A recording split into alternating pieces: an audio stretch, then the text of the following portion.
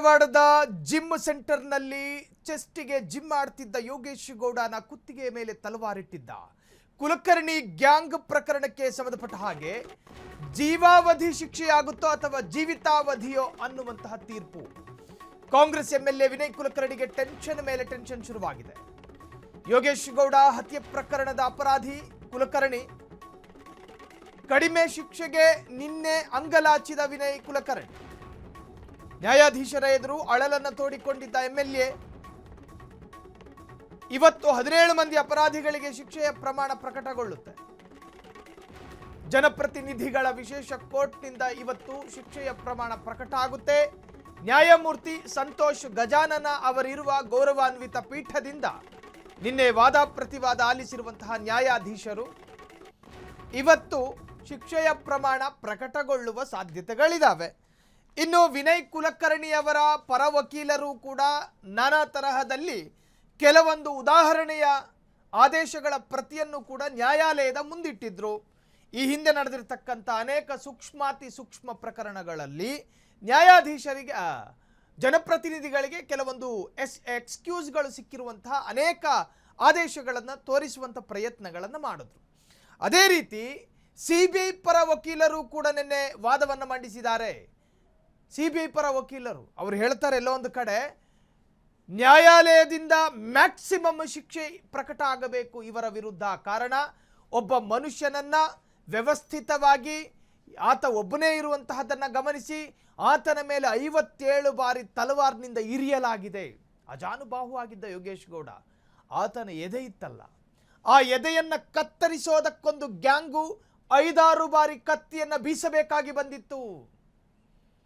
ಅಜಾನುಬಾಹು ಯೋಗೇಶ್ ಗೌಡನನ್ನ 6ಕ್ಕೂ ಹೆಚ್ಚು ಜನ ಬಂದು ಕತ್ತರಿಸಿಕೊಳ್ತಾರೆ ಅನ್ನೋದಾದರೆ ಈ ರಾಜ್ಯದ ಜನರಿಗೆ ಈ ಪ್ರಕರಣ ಒಂದು ಪಾಠ ಆಗಬೇಕು.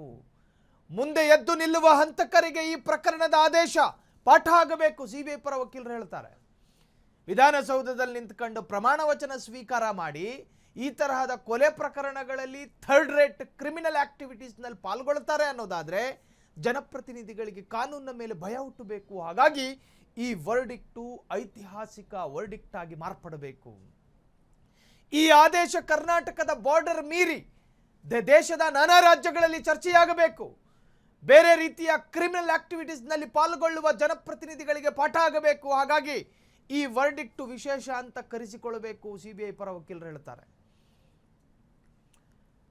ನ್ಯಾಯಮೂರ್ತಿ ಸಂತೋಷ್ ಗಜಾನನ ಪೀಠ ಇವತ್ತು ಆದೇಶವನ್ನು ಪ್ರಕಟ ಮಾಡುತ್ತೆ. ಆದೇಶ ಅಂದರೆ ಇದ್ರ ಆದೇಶ ಪ್ರಕಟ ಆಗಿದೆ, ಆದರೆ ಶಿಕ್ಷೆಯ ಪ್ರಮಾಣ ಎಷ್ಟು ಶಿಕ್ಷೆ, ಏನು ಕಥೆ, 2 ವರ್ಷನೋ ಅಥವಾ ಜೀವಿತಾವಧಿನೋ ಅಥವಾ ಜೀವಾವಧಿನೋ, ಈ ಬಗ್ಗೆ ಹೆಚ್ಚಿನ ಡೀಟೇಲ್ಸನ್ನು ಪಡೆಯೋಣ. ನಮ್ಮ ಪ್ರತಿನಿಧಿ ರೋಹನ್ ಹಿರೇಮಠ್ ಫೋನ್ ಸಂಪರ್ಕದಲ್ಲಿದ್ದಾರೆ. ರೋಹನ್, ಎಲ್ಲೋ ಒಂದು ಕಡೆ ಇವತ್ತು ಪೀಠ ನೀಡಲಿರುವಂತಹ ಆದೇಶದ ಸುತ್ತ ಇಡೀ ಕರ್ನಾಟಕ ಜನರ ಚಿತ್ತ ನೆಟ್ಟಿರುವಂತಹದ್ದು. ಸೊ ಈ ಬಗ್ಗೆ ಮಾತನಾಡೋದಾದ್ರೆ ಹೇಳೋದಾದ್ರೆ ರೋಹನ್. ಸಾಹಿಲ್, ಧಾರವಾಡದ ಬಿಜೆಪಿ ಮುಖಂಡ ಯೋಗೇಶ್ ಗೌಡ ಹತ್ಯೆ ಪ್ರಕರಣಕ್ಕೆ ಸಂಬಂಧಪಟ್ಟಂತೆ ಇಂದು ರಾಜ್ಯದ ಇವತ್ತು ಗಮನ ಸೆಳೆದ ಒಂದು ಮಹತ್ವದ ಬೆಳವಣಿಗೆ ಅಂತ ಹೇಳ್ಬೋದು. ಈ ಪ್ರಕರಣದಲ್ಲಿ ಕಾಂಗ್ರೆಸ್ ಶಾಸಕ ವಿನಯ್ ಕುಲಕರ್ಣಿ ಸೇರಿದಂತೆ 17 ಮಂದಿಗಳ ದೋಷಿಗಳಿಂದ ಈಗಾಗಲೇ ತೀರ್ಪು ಆಚೆ ಬಂದಿದೆ. ಇವತ್ತು ಶಿಕ್ಷೆ ಪ್ರಮಾಣ ಪ್ರಕಟಿಸುವ ಸಂಬಂಧ ಜನಪ್ರತಿನಿಧಿಗಳ ವಿಶೇಷ ನ್ಯಾಯಾಲಯದಲ್ಲಿ ಇಂದು ವಿಚಾರಣೆ ಕೂಡ ನಡೆಯುತ್ತೆ. ಇವತ್ತು ಪ್ರಕಟವಾಗುವ ಸಾಧ್ಯತೆ ಕೂಡ ಇದೆ. ಈ ಪ್ರಕರಣಕ್ಕೆ ರಾಜ್ಯ ರಾಜಕೀಯದಲ್ಲಿ ಒಂದು ದೊಡ್ಡ ಚರ್ಚೆಗೆ ಕಾರಣವಾಗಿತ್ತು.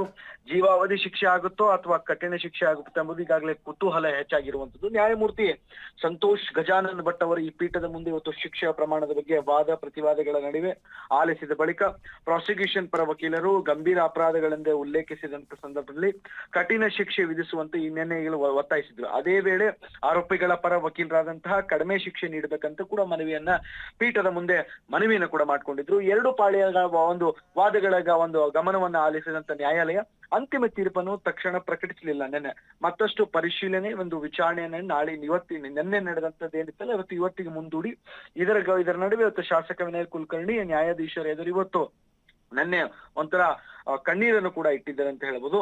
ಇವತ್ತು ಸಂಪೂರ್ಣ ಏನಂತಂದ್ರೆ ವಾದ ಪ್ರತಿವಾದ ಆಲಿಸಿದ ಬಳಿಕ ಇವತ್ತು ವಿನಯ್ ಕುಲಕರ್ಣಿ ಅವರ ಭವಿಷ್ಯ ನ್ಯಾಯಾಲಯದ ಮುಂದೆ ಇವತ್ತು ನಿರ್ಧಾರವಾಗಲಿದೆ ಸಾಹಿಲ್ ಅಂತ ಹೇಳ್ಬೋದು. ಸಾಹಿಲ್, ಥ್ಯಾಂಕ್ ಯು ರೋಹನ್ ತಮ್ಮೆಲ್ಲ ಡೀಟೇಲ್ಸ್ಗೆ.